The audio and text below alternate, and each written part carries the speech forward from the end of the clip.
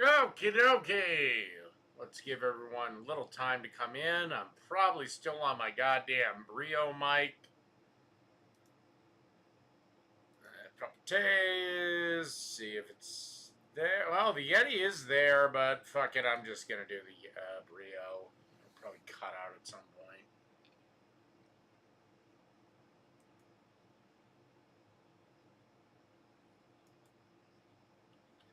Let's see if anything's major happened in the world today.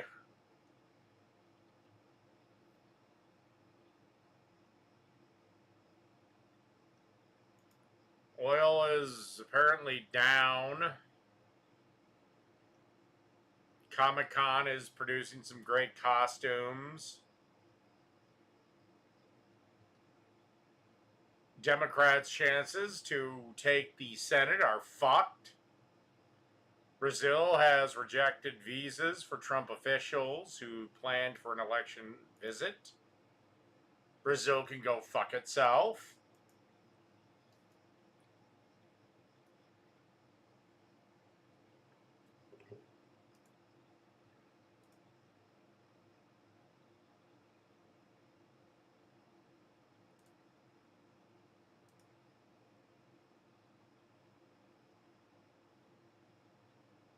Some luxury.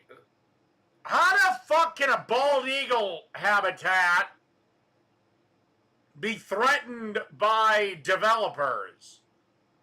Like they're the bald eagle. They're not on the endangered species list, but if you hunt one, you're fucked.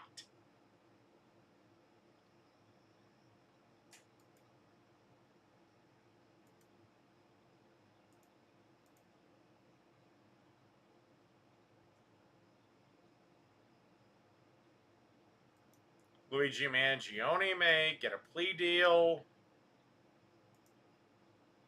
And some Australian jerk. Hello, Linda. All right. Breakfast sandwiches. Be better than our video. Make my goddamn video demonetized as fuck.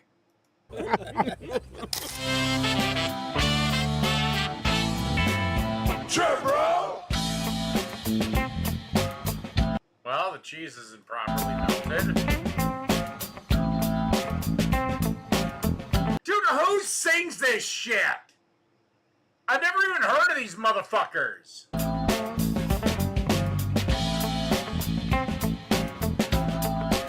Like, is it their proprietary band or something? But yeah, I keep getting nailed with copyright things from them. All right. So what are you going to be making today for us right now? I know we're cooking it. We got our sausage on. Yep. We're getting that set up and grilled on the flat top. I got your typical, everybody knows what these are. Yep. We're just going to slice these through. Yep. Like I just did. We're going to grill that up. We got eggs. We're going to do the eggs and the cheese on the top and just throw it on there.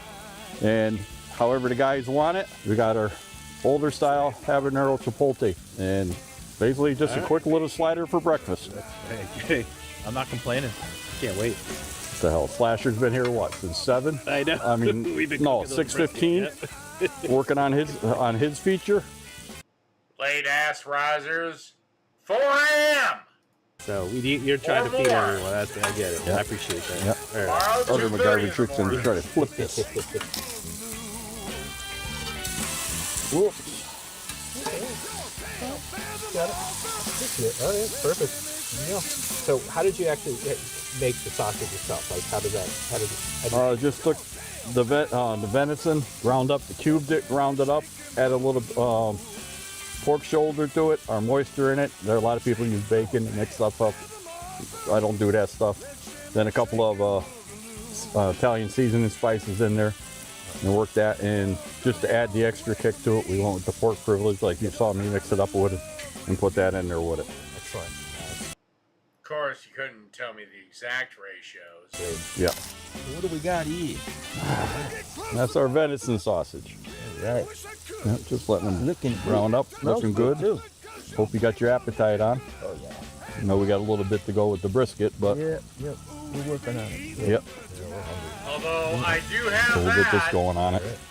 I have my old crappy leather jacket that I've had for, I don't know, 20 fucking years. That's the one I use to grill with when it's cold outside. As you can tell, folks, our tanks are even getting a little frosted. 32 degrees and it was 32 degrees. Wait a second. When the fuck was this recorded? 6 hours ago. Where the fuck are you? It's July.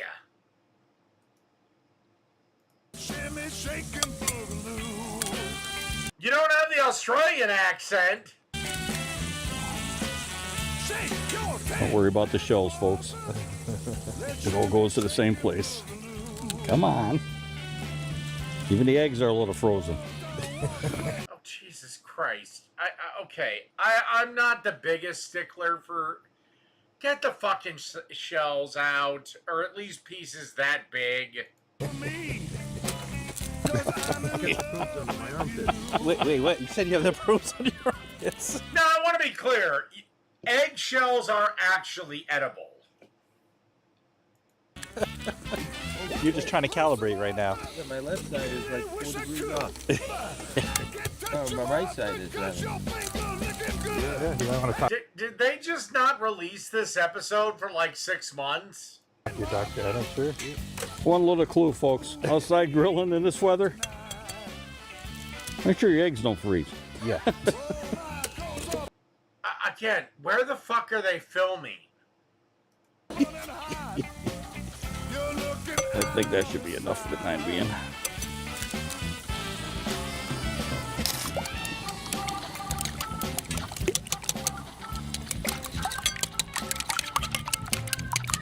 Look at that big chunk out of there. Somebody's gonna get the prize. Why, this is heating up. Throw a couple of slices of cheese on top. A little cheddar. Make it better. Didn't mean to walk away. Okay,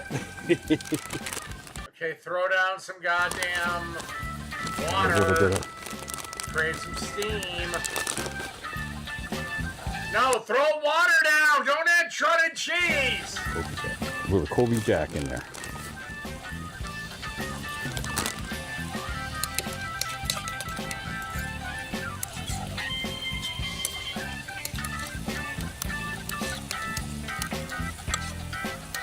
All right, and Water! Create steam! pieces that Or beer! Or wine! resistance, a little bit of more seasoning. Okay, Okay, apparently a fork is a goddamn foreign concept. now, J-Dog, you want to come on over and see what I'm doing? Yep. Take my knife, break this down. You see, I already did one half. I'll slice this half, just like you're filleting a fish. Come on through. There, we got it. Take those, put that off to the side. Now, with the cold weather, we got shrinkage too, so. Again. Water!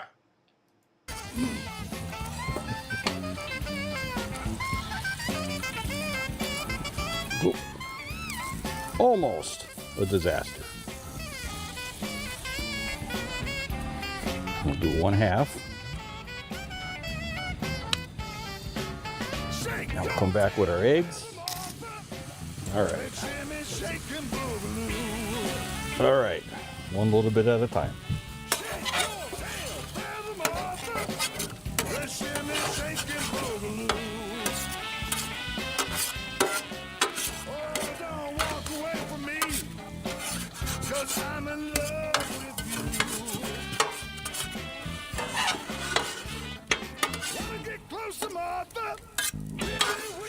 And you just burn them out, let them go, and let them cook down. And we should be all set in a couple of minutes. And we're almost ready to plate. Slasher, can I borrow you for a second? Grab that, the whole foil.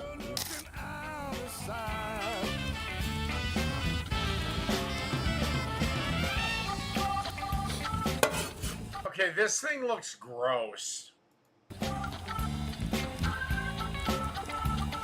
All right, put it back over there. Thank you. Yes. J-Dog, come on over.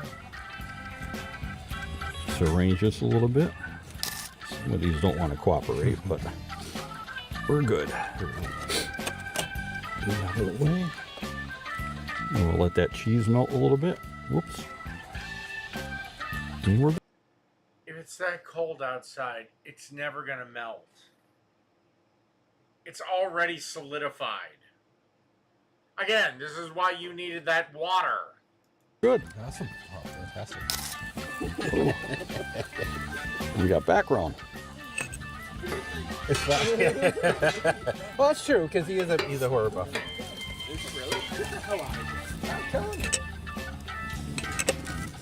Dude, this is not your conventional cooking brisket here. We don't screw around.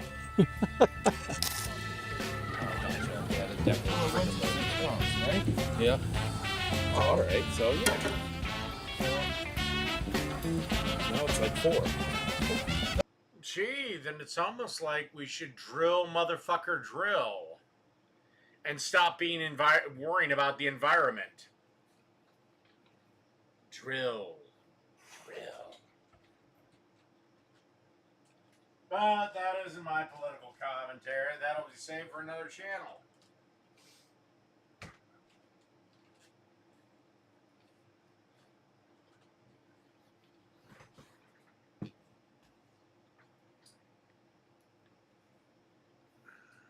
Oh, it was 6 pounds. That's the 6 pounds on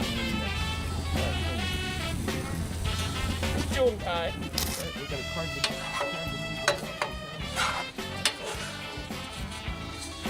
right now, it's in this picture, it's 174. Wrap it, put it back on.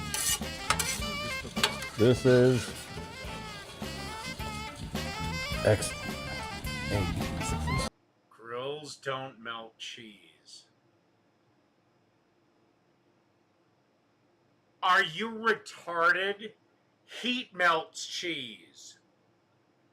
Now, whether the heat comes from a pan, an oven, a pot, a grill, a griddle, or a smoker, that's what melts cheese.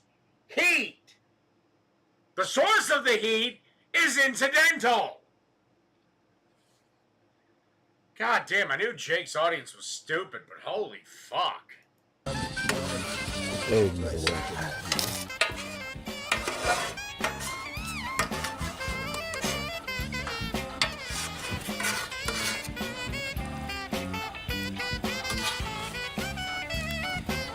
If you're wondering about the water comment, typically you want to splatter water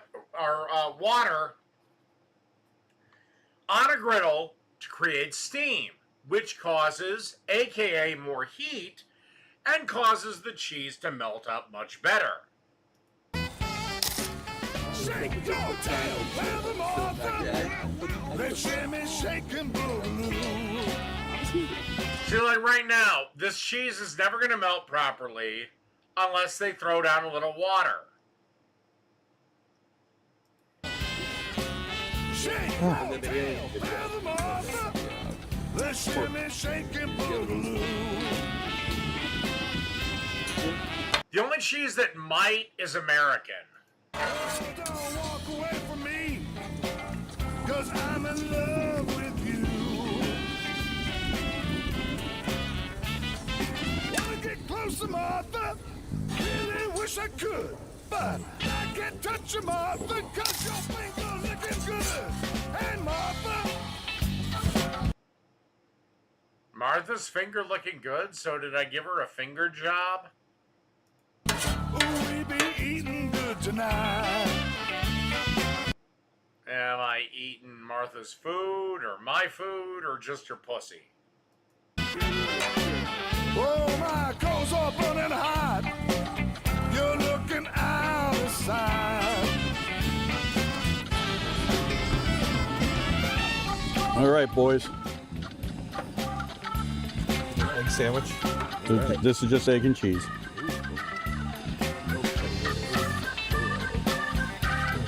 Alright, I'm done with this.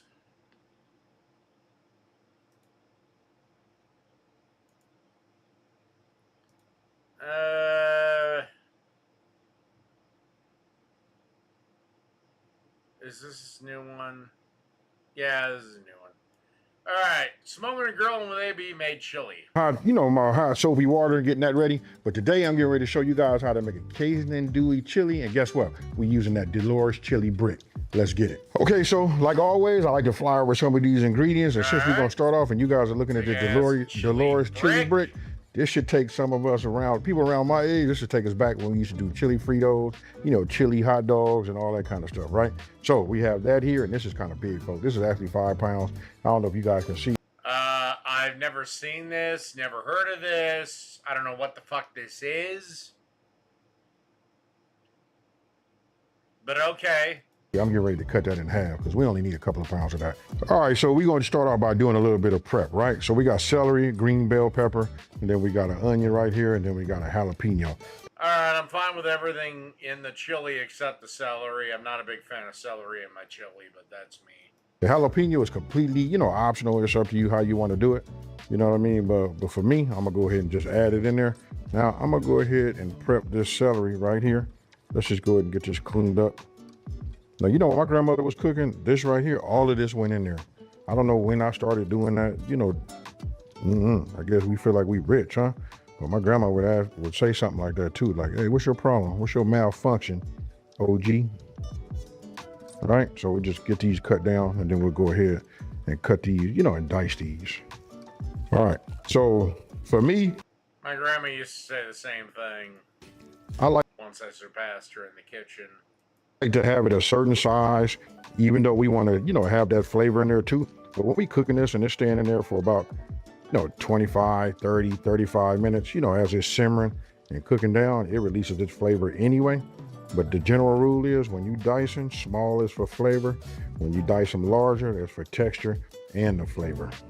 All right, so as we prep, our onion, right? I'm just making sure that my dice sort of matches the same dice that I have, for my bell pepper. I want you guys to tell me, now you see how that is right there? Look, when I take this and I just go like that, you see? All of this is already diced. It's the way you cut your onion. You guys let me know, do you guys cut your onion the way you see I'm doing mine, or do you do yours a certain way? All right, so we have this here. Next, I'm finna add this bell pepper, and then when I add the bell pepper to it, what are these three things called? When you got celery, onion, and bell pepper. I believe that's the Holy Trinity. Talk to me down in that comment section below. For my new people. A mirepoix is carrots instead of bell peppers. If it's bell peppers, it's the Trinity. Oh, God damn it.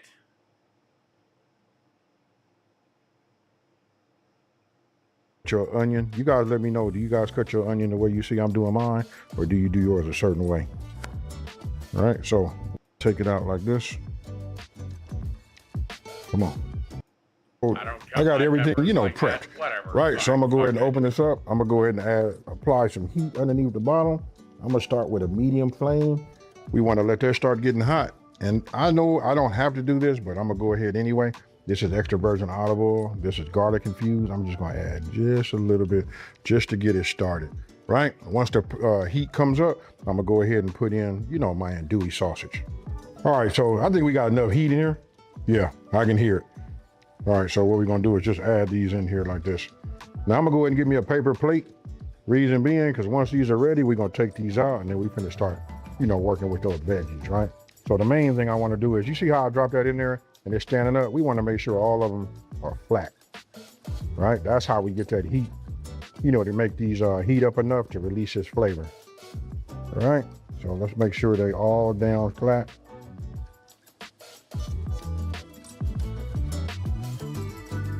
And then we get a little color on. And you can look right now, extra virgin olive oil is like clear, right? Little hint of green, but really an olive color, but you really don't see it like that. You know what I mean? So just for the sake of argument, we'll say it's clear, right? And then you see that color right there? That's the andouille flavor. Now listen, okay, so when you browning the andouille, look, that's when you want to see the brown edges, because that's where you get the smoky flavor. And that's where it really starts at.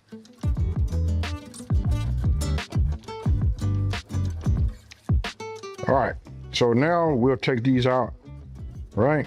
And the reason I didn't put no paper towel on the paper plate is because whatever it drips, I want to put that back into the chili. That's all of our flavor, folks. You know what I mean? We just got to start thinking that way. In the beginning, I used to think, you know, everything was paper lined, like how we do with bacon. You know what I mean? But nope, this is what you want. Anything that leaks down there, I'm gonna take that and scrape that right back in there. Now, you guys pay attention and you look down there, look at the color of that. You can see that in dewy flavor. Good fawn, you can see good fawn at the fawn, bottom, good all of fawn. that. Now I'm finna go ahead and make sure I got this set at a medium flame. All right, so now I'm gonna come with my onions. Really, we coming with the Trinity, right? This is where I would deglaze with something. Like a white wine, maybe a red wine, whiskey. You can deglaze with onions and celery because there's so much fucking water in them. You can do that. Or beef stock, but I would deglaze with liquid. That's just me though. Right? But the thing is, I like to do my onions first. I don't care if a couple other little things get in there with it, you know, also, meaning like it might be a little bell pepper, a little celery in there, but I still like to give my But like I onions said, a there's head enough water in these ingredients. They should be fine as deglazing agents. start, right? So with them having a head start, meaning they in there first, I'm gonna move this around like this. Now, you know, I don't know if you guys know this, but onions, they real acidic. They got a lot of acid in them, you know what I mean? But it's the structure of them, they got just enough structure. It's a lot of water in there. It's got enough structure. Like I said, the last probably 3, 4, 5, 6 times I made chili, I deglazed the pot with beef stock Just so or beef broth, whatever I happen to have on hand. it can stay, you know, hard, right? I know that sounds wild, so I'm gonna go ahead and just say pause. But when you have your veggies in there, notice how it's picking up the fine that's on the bottom, right? If I leave that like that, it will do that. Now that we gave that a head start and we starting to sweat those, I'm finna separate my bell peppers from my jalapenos, right? And now I'll come with everything else besides the jalapeno, folks. Now that I have all of the veggies in here, you know what I mean? If I leave them like this, but Again, I can outcook your god any day of the week. here, let me just pull back like this. See how I picked up all of the fine? That's what you want, like folks. I Now, said, I would have done it with beef stock, but that's just me, especially for chili. I'm gonna let me go ahead and get this so they can steam and get a little heat on them, right? And work their way down. This will only go for about 4 minutes. All right, so now after about 4 minutes, now everything is starting to become nice and soft. Now I'm gonna go ahead and add my jalapenos. All right, so now after about a minute with the jalapenos, now I'm gonna go ahead and mince this garlic and put this right over the top so that it doesn't touch none of the, like I don't want it to touch the bottom of the cast iron, right? So we just clean this, anything that like it pulls off like that, that's all good garlic. Now I add my second one and we do the exact same. All right, so now you guys see how I have it sitting on top? That allows me time. Well, let's see. Jake hasn't actually uploaded Dick to his cooking channel for 2 years. I uploaded my video yesterday.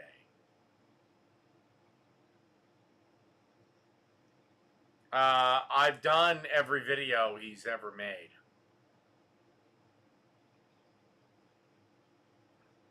Time to explain, you know, exactly what I'm doing without it being too hot and starting to burn. Now, this only gonna need Unless the dipshit started a new cooking channel.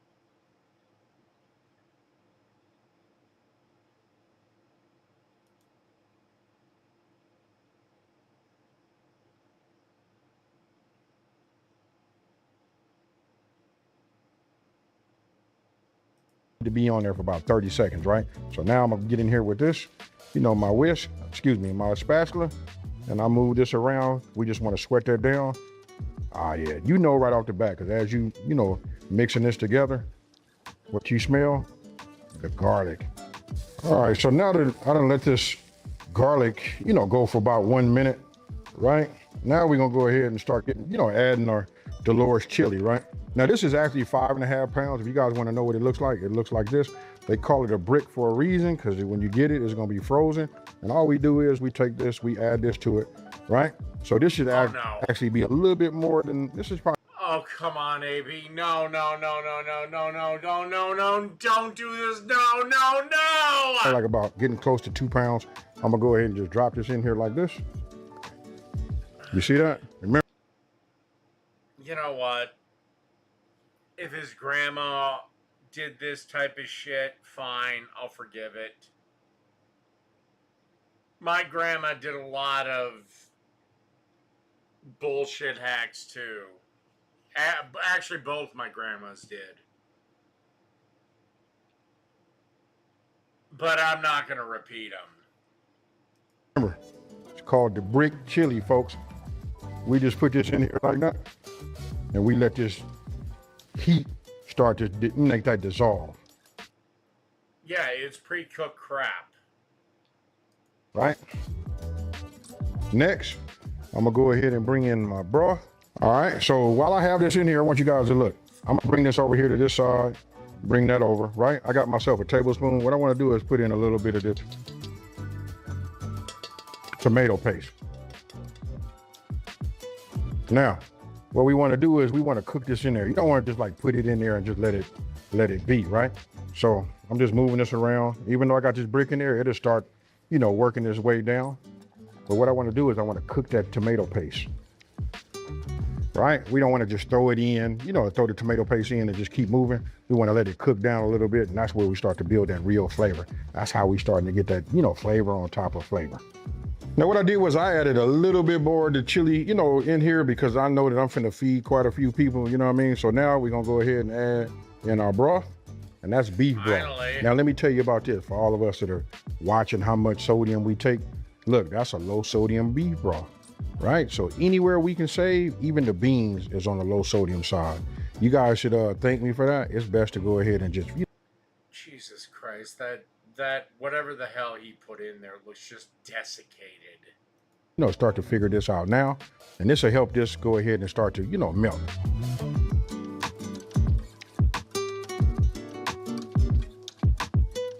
All right, so let's break this away so we don't catch no steam burn. Away, take this off. Right, now I'm gonna go ahead and take my square edge and look, I'm pushing down like that.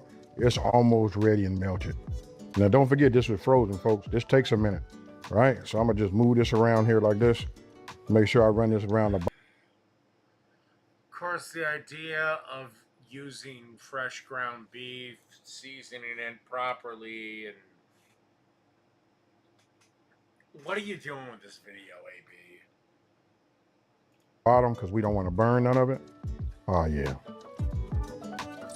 Look at that right there. Now this got like one little section. I just broke that little piece. I'll bring it up just so you guys can see it. That right there. But the longer it sits in here, and don't forget this has already been cooked. What we doing is we just heating it up. Now for the consistency, right? I'm gonna bring this into place so you guys can see. Just as I told you guys before, look, this says 50% less sodium. And then look at the beans right here, which I'm going to drain these, the pinto beans. These right here is reduced sodium also. And the same thing with the kidney. Who cares? Doesn't matter. Right? We just controlling everything because we got a whole lot of seasoning, folks. It's no That's one thing I've always found funny is humans' fear of death. It's gonna happen. need for us to add no extra salt. We don't need to put no I've never feared death. extra, you know, Creole or Cajun seasoning in here. Nothing like that, because we don't want to just like have it just over salty. And we want it to be as healthy as possible. I know it sounds crazy. Now, I saved a little bit of this broth in here, right? Because we If you wanted it to be as healthy as possible, you would have made the goddamn meat mix yourself, not using frozen garbage. use what we use out of it. But this right here, if it needs to be thinner, we add it to it just to thin it out. But look at this right here. Yes, sir. Now I'm gonna go ahead and drain just like I told you guys. And we're gonna start adding everything to it. But before I do that, I think I wanna go ahead and just add the rest of my ingredients, right? So I'm gonna add that. You guys should know what that is. That's the W sauce, Creole sauce, Creole seasoning, and everything else, right? Now we cook that in there. And this marries. You know, everything tastes different. You're right, but freezing cooked meat makes it taste like shit, dickhead. It's just like adding that pepper, right? Once it get hot, this is why we use herbs. Yes, sir. Now this right here is where this Dolores brick. And nutritional value is decreased again when the reheating process takes place. It starts to turn into something special now that we got it seasoned and ready to go. Look at that right there. I know some of y'all thinking right now, like, AB, let me get a scoop of that. Let me put this on this chili dog, on this hot dog. How do you freeze something correctly? You just freeze shit. It's frozen. You have to reheat it, you fucking idiot. And turn it into a chili dog. What do you grind up multivitamins and just put them in there? All right, so I not only drained, but I went ahead and rinsed them. I just rinsed them through the can. Both of these will go in there.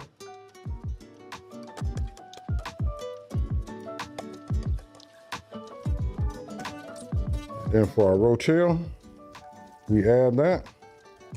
Now, Air doesn't decrease the nutritional value. The freezing process and the reheating process does, as does the cooking process from raw to cooked. As it does in every fucking vegetable. You'd know this if you knew anything. those of you guys remember the ice cream man, where he Air has exactly Jack and Dick to do with it. had was And just Jack left town. the brick chili by itself. You guys can see now how we leveled it up by adding our little seasoning to it also. You know what I mean? So we wanted to build this on top of, flavor on top. How does it decrease? It decreases through the cooking process because the heat extracts water out of whatever it's cooking, therefore taking nutrients with it. Therefore, in the case of at least vegetables, raw ones are far healthier than cooked ones. Okay? Okay. Top of flavor, right? But the ice cream man, he didn't do nothing but just melt it down and then Iron, you're going to believe whatever you want to believe, but I'm right, you're wrong, and you can go to hell. put it in that bag of Fritos or on that chili dog. And it was great. Oh my God. I said the water that excretes from the vegetables carries the nutrients. Open up your fucking ears. Then, I'm going to just say it was good then. It's great now. Now, Water can carry everything. It depends on where it comes from. I'm going to go ahead and reintroduce, my andouille. Remember I said I didn't want to put no paper towel? You know why? Because I want to get all of this flavor in there. So if you got that, I don't want to say it like that, but if you got that cheap paper towel, that paper plate, it might absorb everything. If you actually went to culinary school, you'd know this, but you didn't.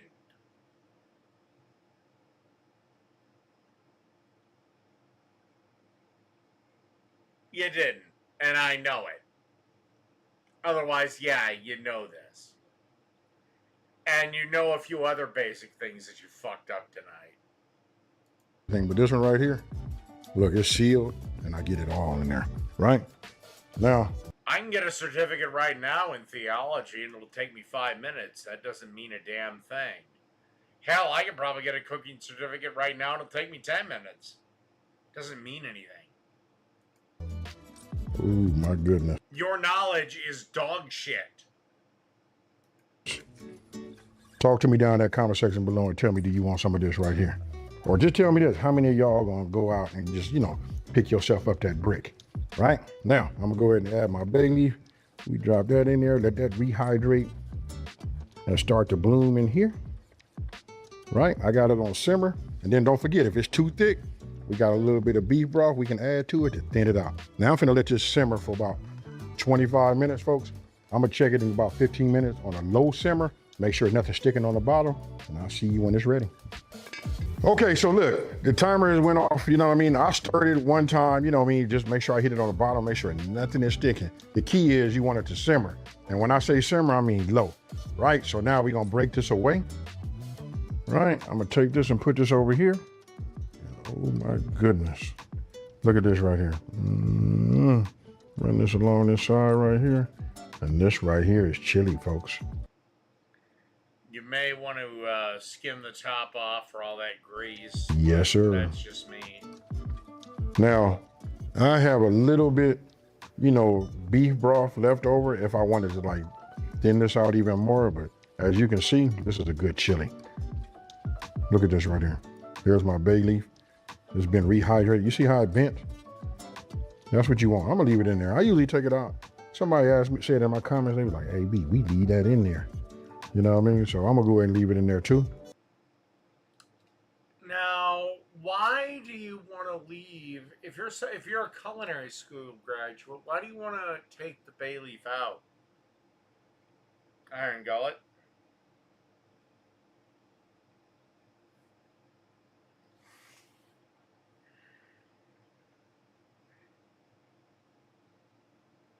Why do you want to? I mean, I've said it on my show. You should know by now. Look at that. No, it's not fibrous.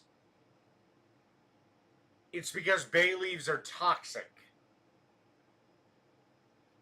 Not enough to kill you if you eat one, but enough to fuck your stomach up. That's why.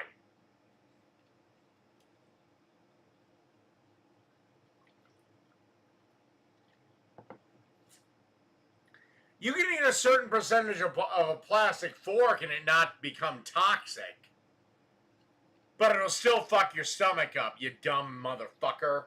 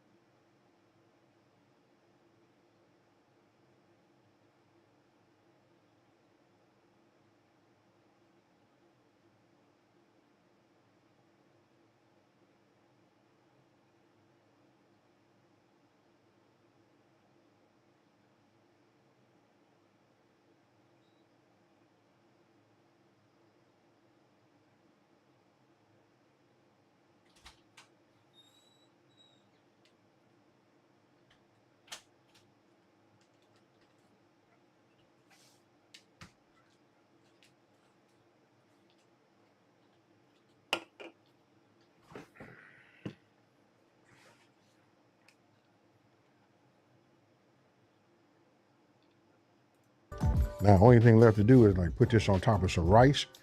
You know what I mean? You can eat it with some crackers. You can put this on top of a chili dog. You can do whatever you would like. But I promise you, when I hit it like this, and then I bring it up like that there. All right, outside of the bay leaf, it's pretty It's good that brick chili on steroids, and folks. it's a little greasy. But that rice will soak that shit right up. So never mind. All right, that's a good one.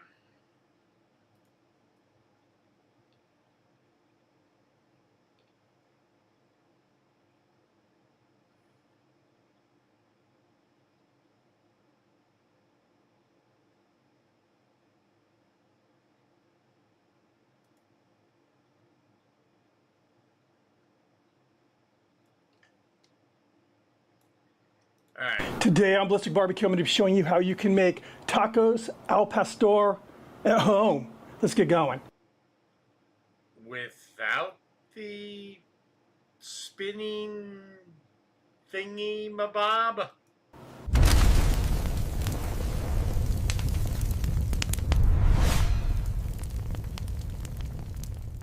Tacos al pastor is a delicious taco. The meat filling is very thinly sliced pork. It's usually pork shoulder and it's been marinated in an adobo sauce. And it is amazing. It's cooked with a pineapple on top, very thin layer stacked on this big kind of an oval shaped orb of goodness, and they call that a trompo, and it's basically named after a little Mexican wooden top that the kids play with because it kind of has a top shape when it's all prepared. The nice thing about this type of cooking is you can feed a lot of people over a long period of time because you're basically like a gyros. You're slicing the meat off as it cooks. Now, I don't think a lot of people have heard this before, but the history of tacos al pastor in Mexico actually comes from the Lebanese immigrants that came into Mexico. They brought shawarma. Mexicans dug on the shawarma, used their own ingredients and made it their own. We have tacos al pastor. So the first thing we're going to do is prepare the pork. And I did this yesterday. Here's what that looked like. We'll be kicking this off with 7 guajillo chilies and 3 ancho chilies. So you can buy these chilies, they're dry. And if you have a Hispanic section in your store or at a mercado, you can get them online on Amazon. But they come dry, and you want to make sure that they're somewhat flexible, however. And what I did was I just put these in a pan and covered them with hot water. You do not want to boil these. There's some folks out there boiling them. You just want it to be very hot water, and you're going to leave it in there until it's soft, allow them to cool, and then drain off the liquid. And before you put them in the pot, I just cut the tops off, the stems off with scissors, split them, and dump out all the seeds. Pretty easy stuff. These are all going to go into the blender here. Then to that, I'm going to add 3/4 of a cup of pineapple nectar, 1/2 of a cup apple cider vinegar, Okay. 2 ounces of achiote paste. And again, if you have a Mexican mercado nearby, if not, it'll be in the ethnic food aisle if you have that. If not, Amazon.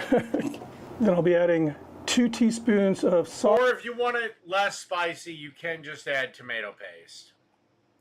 2 teaspoons of Mexican oregano, 1 teaspoon of ground black pepper, 1 teaspoon of ground cumin, and 1 teaspoon of powdered chicken bouillon. That dumped in there. That lid on. All right, let's blend this up. I almost forgot one of the most important ingredients, to me at least. 6 cloves of roasted garlic, and I just roasted these in my my little oven in the kitchen here, the little toaster oven. 6 cloves roasted. Just make sure that it all got ground up, which it looks like it did. Right now we're going to go through the next step, which is going to be straining this through a wire sieve. Exciting stuff, stick around. With this recipe, I think the one critical ingredient is the achiote. So again, if you can't find that at your market, go online because it is what makes al pastor. So I'm just gonna go ahead and, I just want this to be very smooth.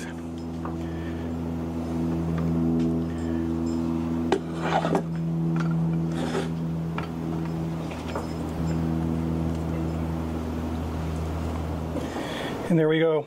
First of all, I'll show you what's left. It's just a very thick paste with a lot of chunks. It's getting windy. And you can see this. It's just very silky now.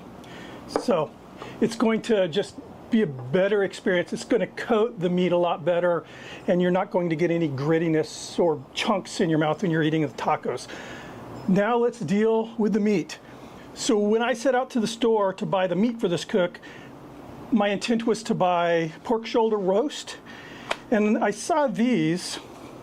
These are pork shoulder steaks, so these are basically the shoulder roast cut into steaks. As you can see, some of these have part of that blade bone in here. God, whenever I was at the meat department, I hated making these cock-sucking things. These were actually cheaper, believe it or not, per pound. So I ended up just buying these. This is 1 pack, and I bought a total of 4 packs of these. Of course, with the bone in, it's just a little under 8 pounds of meat. So what I'm going to do is the steaks that have this little blade bone in here, I'll be removing that. And then I'm going to pound these steaks thinner to where we can prep them for the trombo that we're going to make. So in total, I have like 20 of those steaks, so we're expediting this video here for your sake.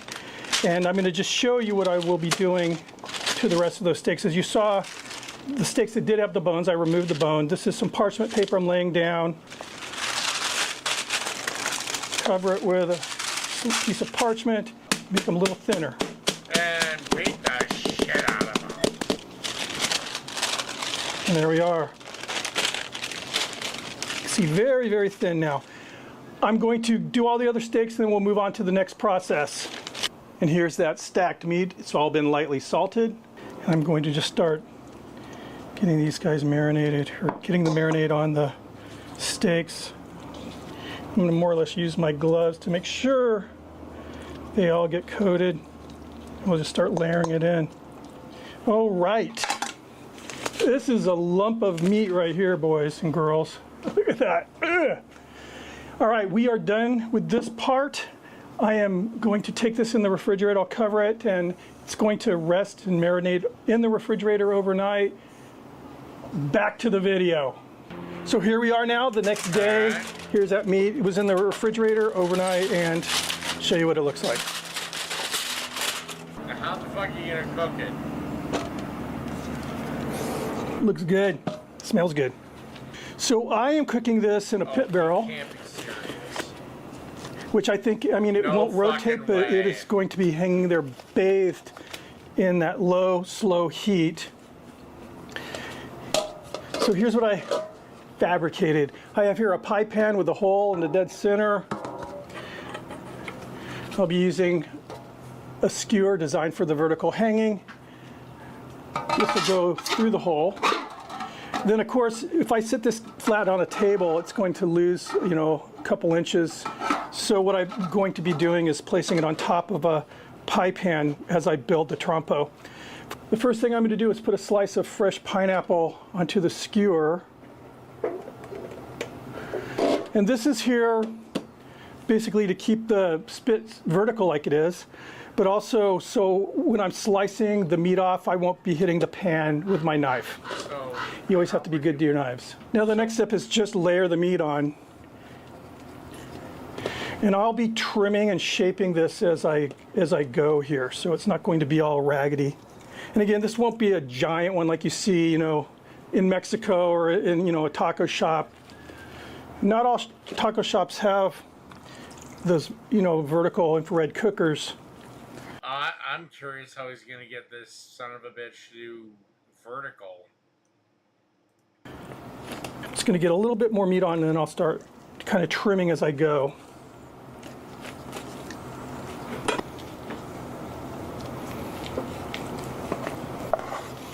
And this meat here that I'm trimming off, we will be using as I build. I'll be putting that meat in between some of these layers here.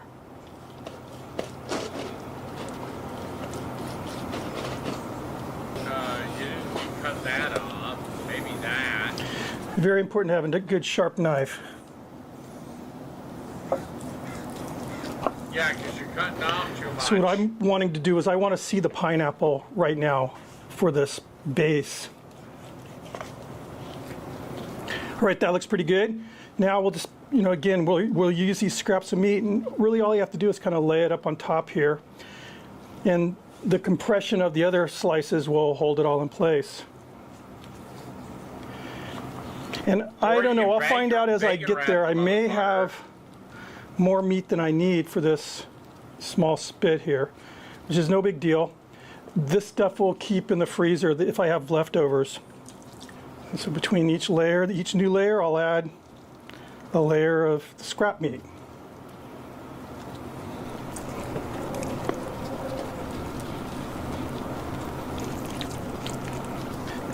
But by the time I'm done with this, Gee, it's almost like Iron Gullet. I've done this for a while now, and using the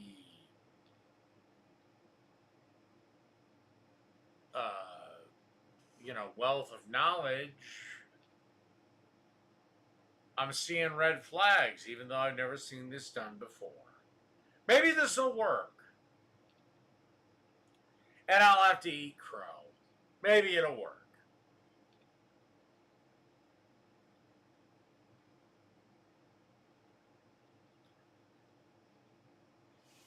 By the way, aren't you guys the camp of cooking has rules and if I violate them, I'm fucked?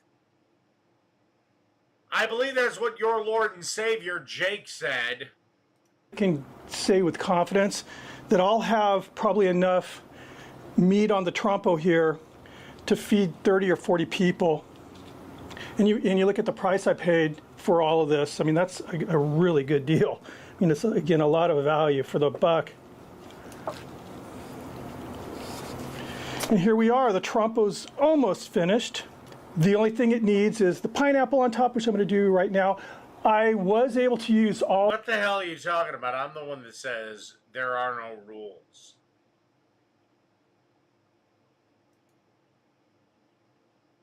Those, you know, my main cuts of meat. The only thing that was left over were smaller scraps that were too small to use, you know, to even lay on top here. But they're perfect taco size, so I'm saving them. I'll just vacuum seal those up, and they'll be perfect on the flat top for a quick al pastor fix here. What I'm going to do now is put the pineapple on.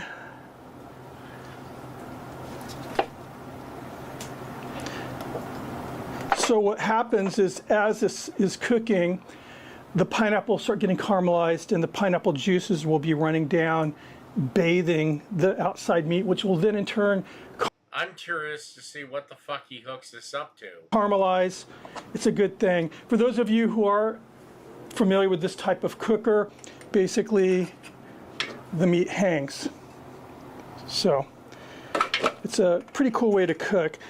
Okay, so it's not gonna rotate in the traditional sense of shawarma or a gyro. The one thing I do want to do, let me change my gloves out here, is I'm going to run a thermometer in here just to kind of give me an idea where we're at on the cook and also to monitor my pit temperature. When I'm cooking on this pit, the barrel, I always get asked, what temperature are you running at? And my answer is I don't know because it doesn't have a thermometer. So on this cook, I'll be able to let you know. And I did light it a little while ago, and it's probably will be ready in about 5 or 10 minutes. So for this cook, I am using the Tyfer Gold Sync Duo. And thank you, Tyfer. They're partnering up with me on this video. There's a sponsor. So as you can see right now, it's what, 74. That's reading the ambient temperature. This is linked down below, by the way. The thing I do love about this thermometer is the fact that it has 5 sensors in the main shaft here, and then 1 on the outside to monitor the again, that pit temperature. So you get a really accurate reading, and there's really no guesswork. And I'll put the first one kind of closer to the edge. This will let me know when that edge is ready to start carving. And then the second one here is going to go a little bit deeper into the trompo, just so again I can monitor readiness as we start carving. So I have this one going more at an angle towards the spit without touching the spit with the skewer here. All right, we're getting close. I'll meet you at the barrel. Pit is ready. So I had to remove the one rebar to get this thing on.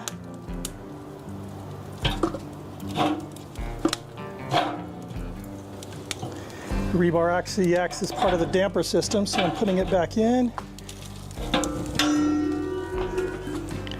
Getting the lid on. So I did open the app. I'm really not concerned about the pit temperature because I kind of know where it's going to be running. I'm more concerned about the actual meat temperature. What I plan on doing is just keeping an eye on the meat temp until it reaches, you know, a carving temperature, a safe to eat temperature. And then I'll do that first batch of tacos from the outside. Hopefully I'll have some nice caramelized meat. Your meat was like at damn near cold. On the outside by then. This particular cooker has set dampers. It's set for what elevation you're cooking at. So it's not the type of cooker that you really mess with dampers or anything while you're cooking. You just let it go and trust that it's going to do what it's designed to do and it's never let me down. So happy about that. So I'm just really going to use this, the base, to monitor my temps from inside my house. Right now, what I'm going to do is go in there and just start prepping the accoutrements, like the veg, the cilantro and the onion and everything for these very simple but very, very good tacos. Okay, we've been cooking now for an hour and 40 minutes. That number one probe, which is the closest probe to the outside of the meat where I'm going to be cutting, is reading 145 degrees Fahrenheit. So I know the area where I will be cutting from is probably more in the like 160 range. So let's check this out. It's really smelling good.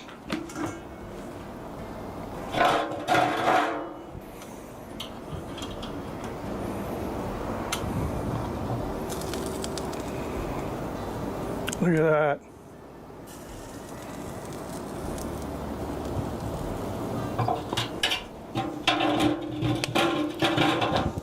So when I set out to the store to buy the meat for this cook, number one probe, which is the closest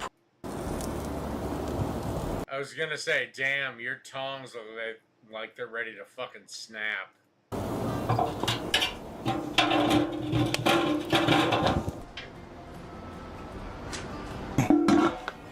So we're going to get ready to make some tacos. First thing I'm going to do is heat up some tortillas. All right, got my pan heated up. I'm going to add a little bit of avocado oil. I just want these nice and warm. Not planning on crisping them up. Then this will keep these tortillas warm. Okay, I came up with an idea to where I can cut the meat off the trompo hands-free and have it still vertical like they do down in Mexico and the taco shops around here. And I'm using what's called a C-stand. And I have this thing, basically I have all my lights are on C-stands right now. And also I have some shades that sometimes I have to put up when it's really bright out. And I saw this, and this has this like kind of a rod, and it supports a lot of weight, and I have sandbags down below holding it down. And I thought, I'm gonna hang it from here when I cut the meat off this trompo. So I've already tested it for weight. It's going to work, guarantee you that. All right, so I need to remove that one rebar there. Oh, ho, ho. We'll get it up here. Like I said, it holds. This is awesome, guys. You have to admit, this is awesome.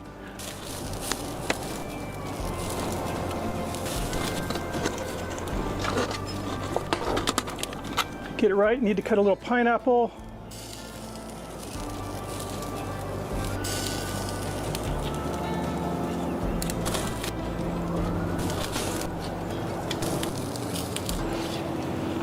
All right, I'm gonna put this back down in the pit. We're gonna make some tacos. All right, we are gonna kick this off with some meat. Make sure we get some pineapple in there at the same time. Doesn't take a whole lot of meat. Wonderful. So one of the reasons, like I said, this is a great way if you're having a party to just feed a lot of people. Cilantro and onion, finely minced. And I know a lot of people don't like cilantro. If you don't like it, just go with whatever. I mean, these tacos are good. They don't need cilantro. Some guacamole. Buy it or Jamaica it or whatever. Some roasted tomato salsa. This stuff has got some heat. And I'll get rid of my gringo rack here. Let's get these in. And here we are, taco. I don't know. I always like flour tortillas. Al Pastor, one of my favorite tacos. My son's favorite taco. Little lime on here. And I tried some of this meat, you know, kind of between camera shots, and it's killer. Killer. I mean, it tastes.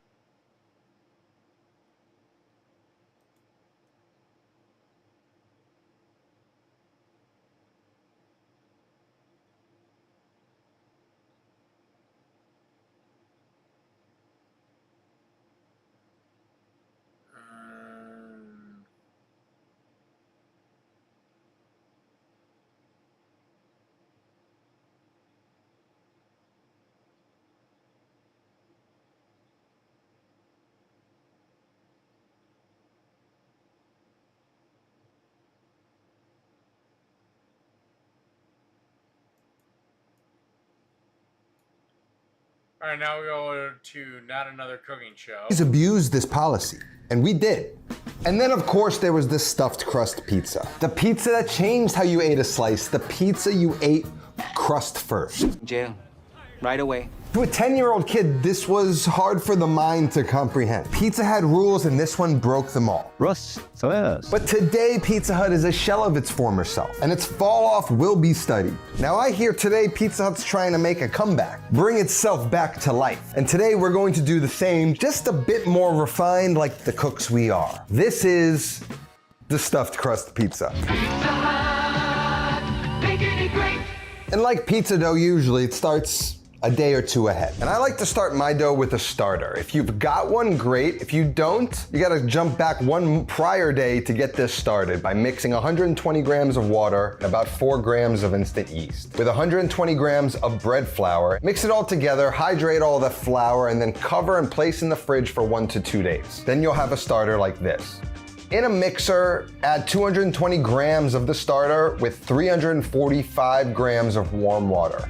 Mix on low to break the starter up, and then add in 10 grams of sugar, and we've got about 15 grams of olive oil, and begin slowly adding the 615 grams of bread flour. Once all the bread flour is mixed in, turn the machine off, cover the dough, and let it rest for 20 minutes. After 20 minutes, it's relaxed, it's more hydrated, and it's ready for the salt. Add the salt, then let that mix for about 6 to 8 minutes on a low speed. After 6 to 8 minutes, turn the machine off and let it rest for 5 to 10 minutes. Then we're just going to repeat that process of mixing, resting, and after about 2 to 3 times of doing that, we're gonna start to test for the window pane. We want to make sure the dough can stretch until it's thin enough to see light through it without tearing. Then we're gonna transfer the dough out of the mixing bowl onto the table and perform a couple slap and folds.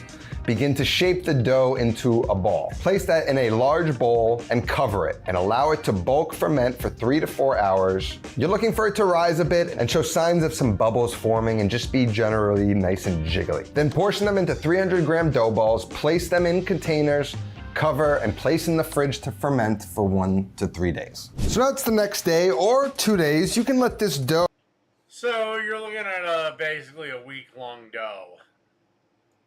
ferment for 24, 48, 72 hours, so plan accordingly. But we're making stuffed crust pizza today, so it's about to come out and temper, rise a little bit, get nice and puffy, let the warmth of the room proof the doughs before we make them. Now to prepare the pizza sauce, you could really use any type of sauce to make a pizza. And one of the basic ways to do it is you just take good tomatoes. You could fresh mill or puree some whole peeled, or you can get a really good passata. This is nice because it's a nice controlled consistency, perfect for Just get a can of tomato sauce. pizza. All we have to do to that is salt it, season it, a little olive oil, and just perfume it with a little basil and stir it.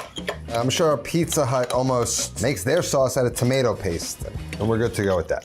Next we have the garlic butter. So I got about 3 tablespoons of butter. Just gonna melt that really quickly.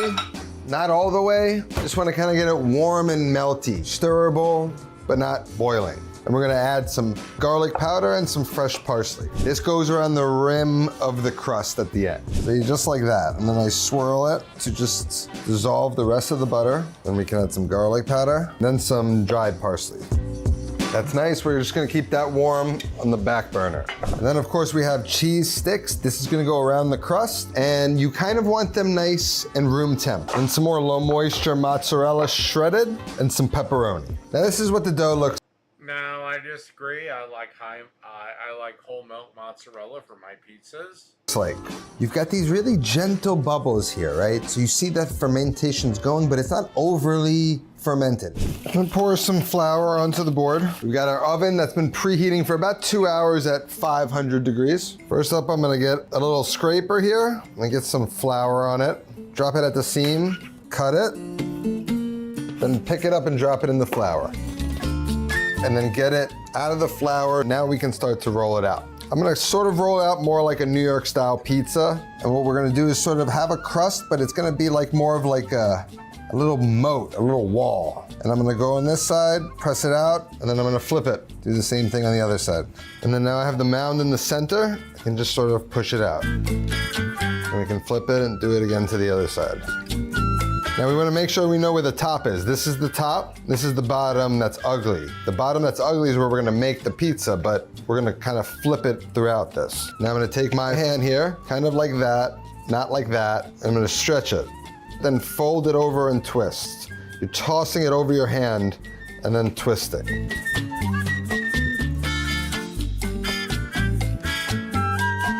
Now we can go with our hand. I'm just gonna kind of try and get it as big as I can. I need a border to allow the mozzarella to be stuffed in. I'm gonna get some cornmeal on my pizza peel. I find cornmeal is just a bit of a safer bet at home. Now we're gonna go ahead with our mozzarella sticks. Line them up, and then we're gonna roll them over. Stretch that dough over the mozz. Crimp to the bottom. You have to seal the dough. Now what I'm gonna do is let this sort of rest.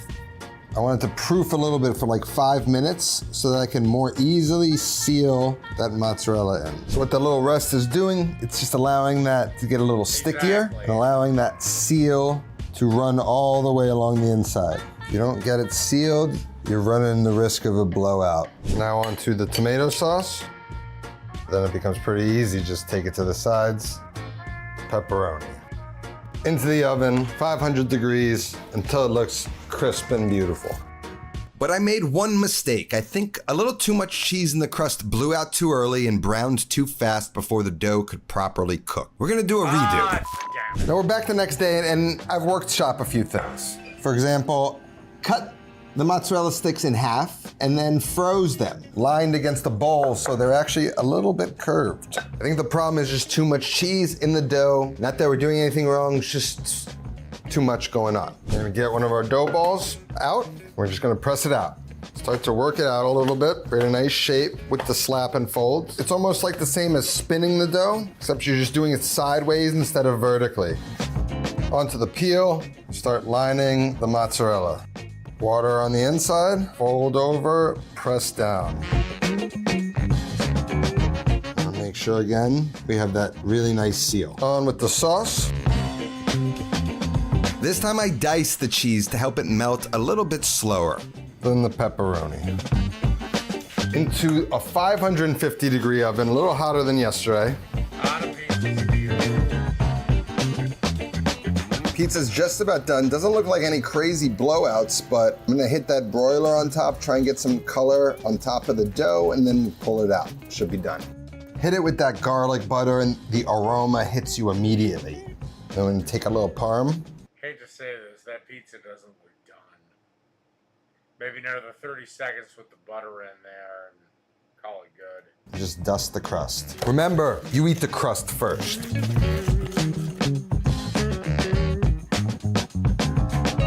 Although it looks delicious, and I'd eat the shit out of it. And with that said, good night, everybody.